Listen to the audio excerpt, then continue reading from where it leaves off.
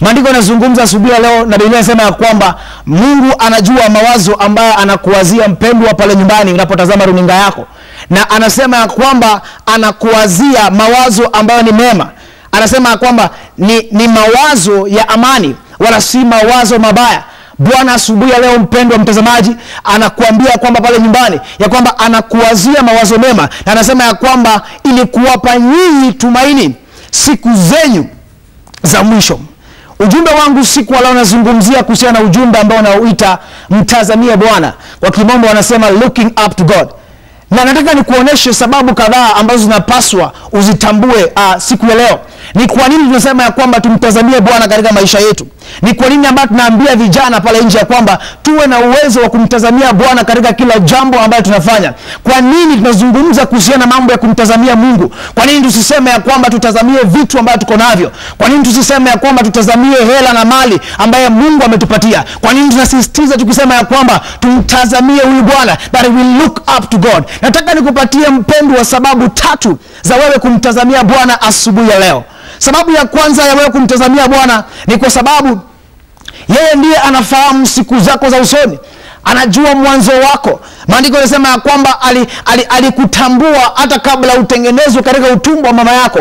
Na Mungu anakutambua vizuri mchana wa leo. Mungu anakuelewa vizuri. Anajua mwanzo wako. Anajua mahali ambapo umeanzia na anajua mahali ambapo unaenda. Ndiposa mpendwa mtazamaji ambao unatazama pale nyumbani, nataka nikuambia kwamba sababu ya kwanza ya kumtazamia Bwana katika maisha ni kwamba yeye anajua siku zako za usoni. Mpango wa Mungu ni kufikishe mahali ambapo maisha yako itaishia vizuri. Mpango wa Mungu ni kufikishe mahali ambapo utaona neema yake katika maisha yako. Mpango wa Mungu ni kufikishe mahali ambapo utaexperience utajiri wa Mungu. Mpango wa Mungu ni kufikishe mahali ambapo utakapokaa utaangalia kweli maisha yangu imekuwa na impact kwa society yangu. Utakapokaa nyumbani jiangalie, utasema ya kwamba generation hii yote imetokana na mimi, kwa sababu huo ndio mpango wa Mungu. Anataka pale nyumbani wa kijana anatazama, mpango wa Mungu anataka usome, umalize shule, uwe na ndoa njema, uishi maisha ambayo ni ya kupendeza. Na hiyo ndio Mungu anatuwazia siku ya leo.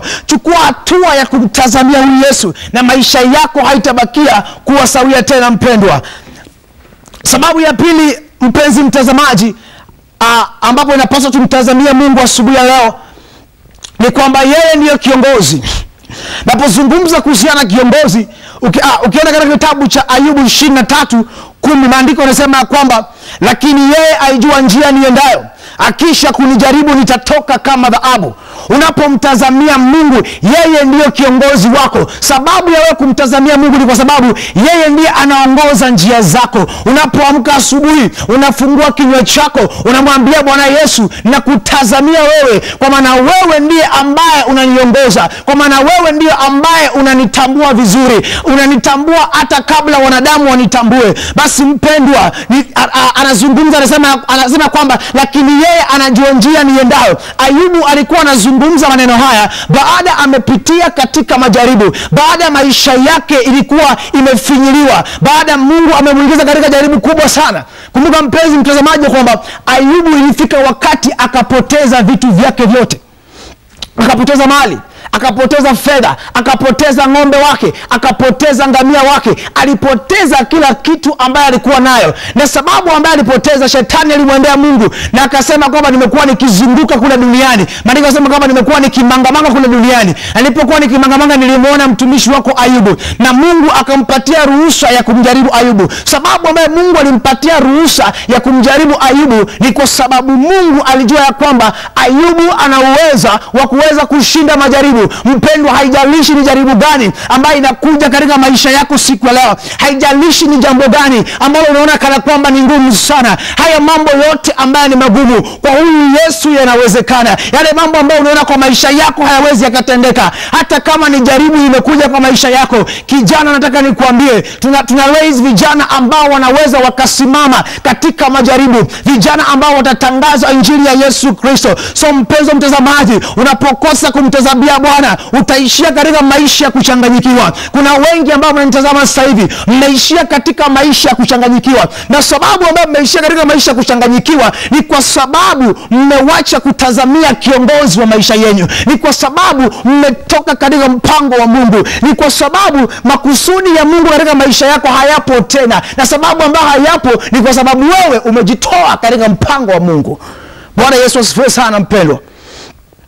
Sababu ya tatu ambayo inapaswa tumtazamie Mungu kama Wakristo ni kwamba yeye ndiye atupaye riziki yetu. Maandiko yanazungumza katika kitabu cha Mathayo 6:11 ya kwamba utupe leo riziki yetu. Yesu Kristo akawa anawafundisha wanafunzi wake namna ya kuomba, na akawaambia kwamba mnapoomba, ombeni ya kwamba Baba utupe leo riziki yetu. Riziki yako mpendwa iko kwa Bwana. Unateseka, unahangaika kuwatafuta wanadamu, lakini nakwambia kwamba leo hii ukimgeukia Mungu na uanze kumtazamia Mungu, riziki yako iko ndani yake. Maana anaahidi katika maandiko, huyo Mungu si mdanganyifu na hawezi akaenda kinyume na maandiko. Anasema riziki, yeye ndiye atupaye riziki. Na mpendwa, huyo Mungu ni mpeanaji. Na acha nikwambia kwamba asubuhi leo chochote unachotaka kutoka kwake utakipata. Wacha nikwambie mpendwa kitu kimoja kwamba wakati utaanza kumtazamia Mungu, hapo ndipo utaepukana na aibu ya maisha. Wakati utaeka macho yako kwa Mungu, hapo ndipo utaepukana na kukosa fedha. Wakati utaieka macho yako kwa Mungu, hapo ndipo utaepukana na maisha ya ufukara na kukosa tumaini katika maisha. Anasema ya kwamba yeye ni mkate wa uzima. Pengine uko pale nyumbani hauna chakula. Wakati ambao utamtazamia huyu Mungu, maana yeye ni mkate wa uzima, atakuja katika maisha yako na atakulisha in the mighty name of Jesus Christ. Haijalishi mazingara ambao unaishi. Leo hii unaweza kosa maji, lakini maandiko yanasema kwamba yeye ni maji ya uzima. Bwana Yesu asifiwe sana. Basi najua najiuliza pale nyumbani ya kwamba tunamtazamia Mungu. Basi kama tunapaswa kumtazamia huyu Mungu, basi ni kipi ambacho hatufai kukitazamia? If we are supposed to look up to God, what should we not look at? Number one, usijitazamie wewe mwenyewe. Wakimambo wanasema kwamba don't look up to self, because the moment you begin to look up to self, you will settle for limitation. If you are writing down back at home, just write down self is equals to limitation. Usijitazamie wewe mwenyewe. Acha kutazamia uwezo ulionao. Acha kutazamia talanta ulionao. Hii talanta pasipo Mungu nakwambia ni bure. Hii talanta pasipo uwepo wa Bwana ni bure. Haya mambo yote ambaye Mungu ametupatia ili ya kwamba tukaweze kumtumikia nazo. Acha kutazamia urembo wako. Nataka nizungumze na wabinti ambao mko pale nyumbani, mabinti warembo. Sometimes unapata mabinti warembo wadogo siku hizi wanajiangalia sana. Wanaona wao ni warembo, so they think they can make money out of their beauty. Na kuambia kwamba siku ile usijitazamie wewe mwenyewe. The moment you begin to make money out of your beauty, hapo ndio maisha yako inaanza kuharibika. So don't look up to your beauty. Nataka nikwambie kwamba wanadamu tuna upungufu na hekima ya mwanadamu ina upungufu. The human wisdom is limited in power. Ndio kwa maana siku leo nakwambia kwamba mtazamie huyu Mungu, mtazamie huyu Yesu, maana hekima yako kuna mahali ambapo haiwezi ikakufikisha mpendwa. Namba 2, usimtazamie mwanadamu. Don't look up to men.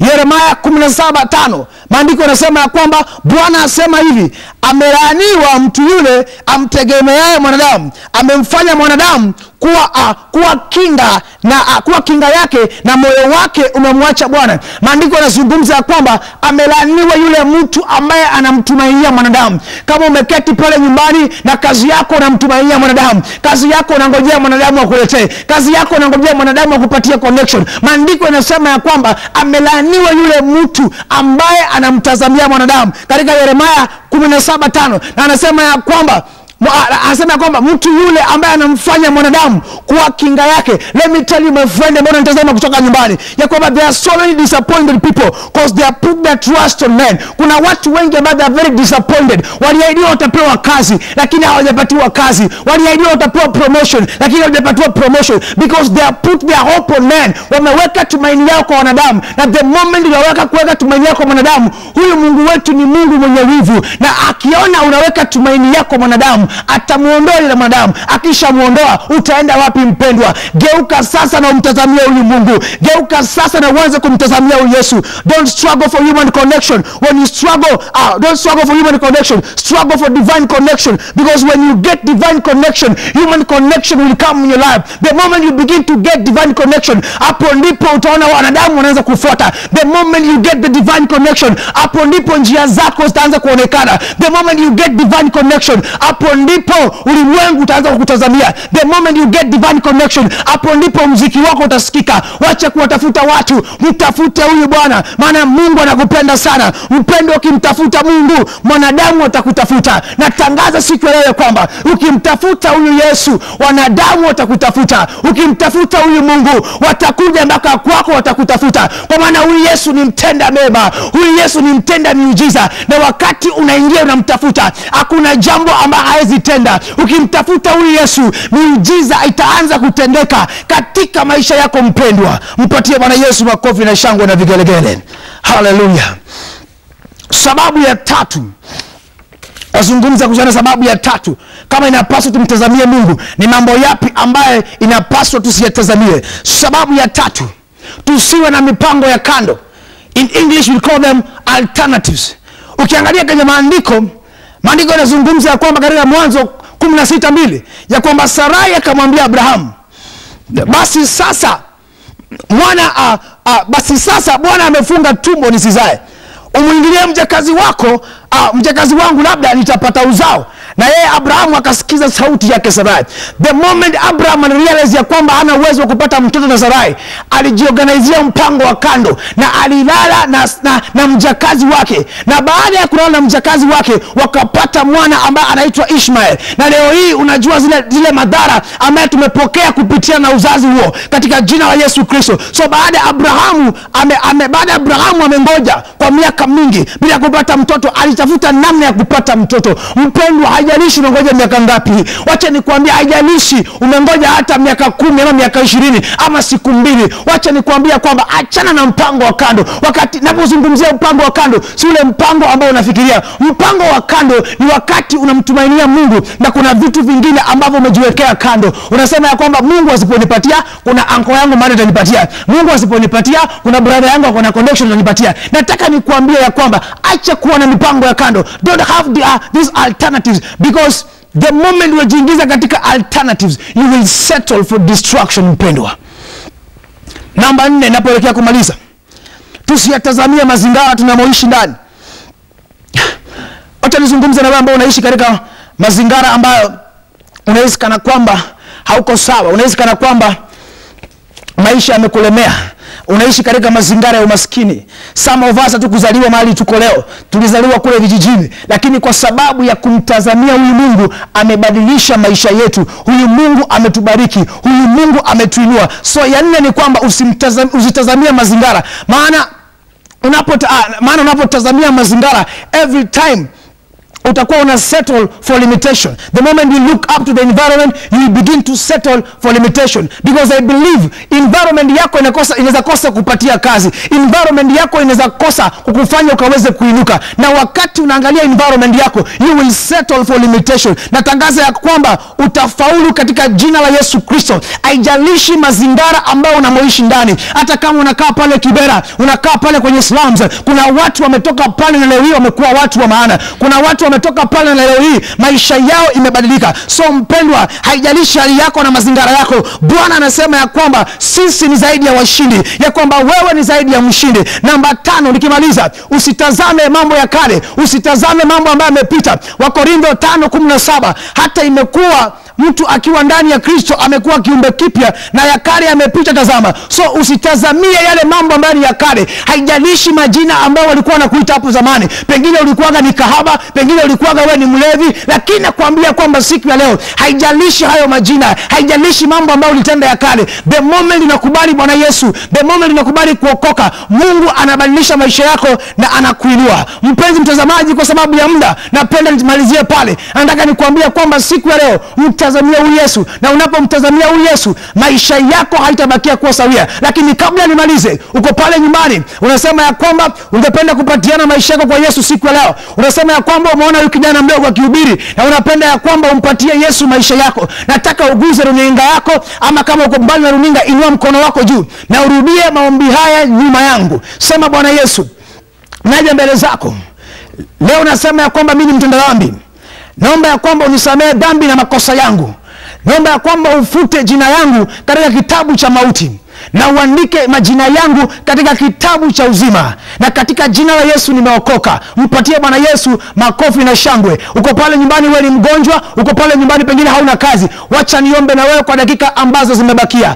Baba, katika jina la Yesu Kristo, nataka nimwombee mtu mmoja ambaye anatazama runinga sasa hivi. Kuna wengi ambao wako na mahitaji, kuna wengi ambao wako na mambo ambayo wanahitaji watendee siku ya leo. Naomba ya kwamba Roho wa Bwana ukamkumbuke yule ambaye hana kazi. Naomba ya kwamba Roho wa Bwana ukamkumbuke yule ambaye ni tasa. Naomba ya kwamba Roho wa Bwana ukamponya yule ambaye yupo na ulemavu. Naomba ya kwamba Roho wa Bwana ukamuinue yule ambaye yuko chini. Naomba ya kwamba Roho wa Bwana ukabadilishe maisha ya huyu kijana ambaye anaishi katika dhambi, ambaye anaishi katika uzinifu. Mbadilishe sasa katika jina la Yesu Kristo.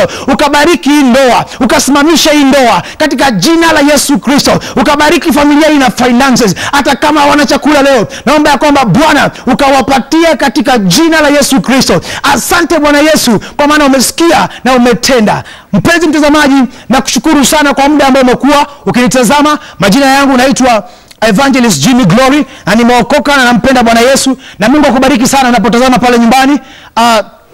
Pia unaweza ukanifollow kwenye mitandao ya kisasa, ukanifollow kwenye Instagram @Jimmy Glory, na unaweza pia ukanifollow kwenye Facebook page yangu @Evangelist Jimmy Glory. Na Mungu akubariki sana, and keep the faith. Shalom. Thank you very much, Evangelist. Karibu sana. You can actually get closer here. That was an amazing. You may kutumia sana. Amen. Amen. We thank God for you. Yeah. We hope to see you again soon. Uje ushiriki pamoja nasi. Nafikiri umeomba, lakini pia kuna prayer requests kadhaa ambazo zimekuja. Tutakuwa tunaomba pamoja. Sadika atakuwa nasoma zingine, nitakuwa nasoma zingine. Lakini beyond that pia wanafunzi wanarudi shule kesho. Na kuna wale ambao kidogo ndani ya mioyo yao wanapapatika. Wanashangaa itakuwaje, manake mitihani ndio hiyo. Kuna tumeambiwa msana inaanza next week on Tuesday. Kuna wale wana feel maybe hawako well prepared because of it, time wamekuwa nje, hawajakuwa na ile close supervision ya walimu. True. So tutataka pia kuomba pamoja nao, na nafikiri tutabarikiwa. Sijui kuna nini kwako Salika? Wacha nisome prayer requests, zimekuwa zikiingia kibao sana. That's right. Kwanza kuna nimepata SMS moja, hakusema jina lake, lakini anasema I'm watching Tukuza, pray for me, I underwent major surgery on Friday at Nairobi Hospital, praying for recovery with my ward mate. She's watching from a hospital bed. Anasema who also underwent surgery. Yeah. Okay. So tutaweza kuomba pamoja naye. Na unapia kwenye Instagram Terry Evans unasema I pray for wisdom, grace, good health and God's protection as I go back to school. Wanarudi shule. Monique Unique, you're saying you're praying for your mom who is sick. May the Lord always protect and watch over your family. Amen. And I also see Shiko Judy unasema pray for us in Gulf for good health and God's protection. Great. Yeah. Kuna nyingi hapa watu wanasema thank you so much for the word for this season. Asante sana Mlinzi Joseph, asante sana, ukasema tushukuru kwa mambo Mungu ametenda pamoja na wewe. Vivian Kaimeni, thank you very much. Sylvia Masi Kibet unasema ako LD na tune in. And then Omheri Robi says thank the Lord for me for this for his many blessings in my life.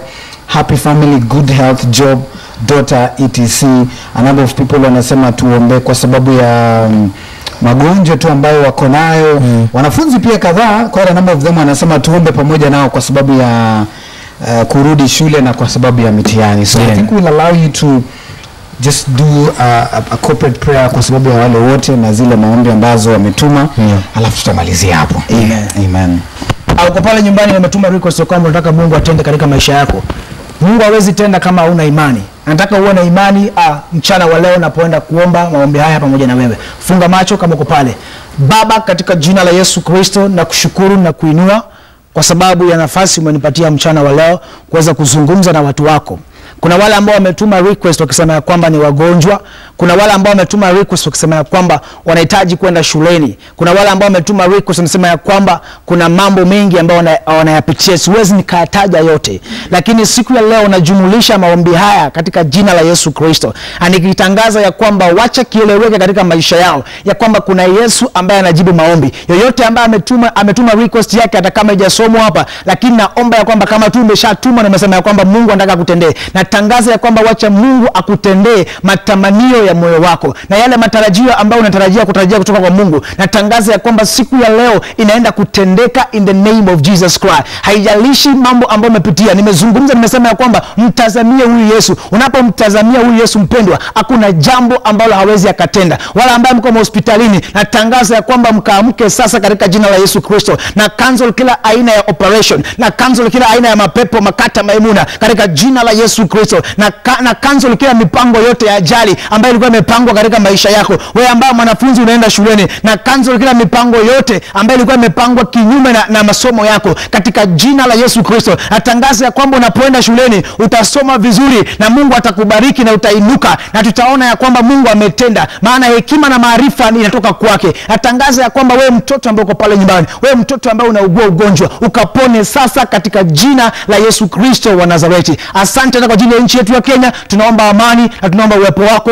ukaweze kuenenda pamoja na sisi. Kwa jina la Yesu Kristo ninaomba na hata kuamini, na mtu mmoja aseme amina. Amina, amina sana. Thank you. Asante sana Pastor. God bless you. Thank you. Unajua Sadiq, na desire tutafika place, yani kama generation we'll have young people ambao wanaishia God, wana burn for, they are burning for Christ, have such a passion, and they are preaching, na it will make a difference in this generation. True. Imagine tuko na Pasi, tuko na mwingine hapa, tuko na mwingine kule. I mean, our young people will not perish kabisa. Watasikia hii neno, especially from their peers. Amen. God akubless. Amen. Na akutumie zaidi when you're speaking to the young people. Amen. Yeah. Amen. Nashukuru sana. Tunaenda wapi bana? Kwenye hii tarai tumesema tunacheza muziki kidogo, vijana nini, tupandishe tempo kidogo. Sisi hao. Tuende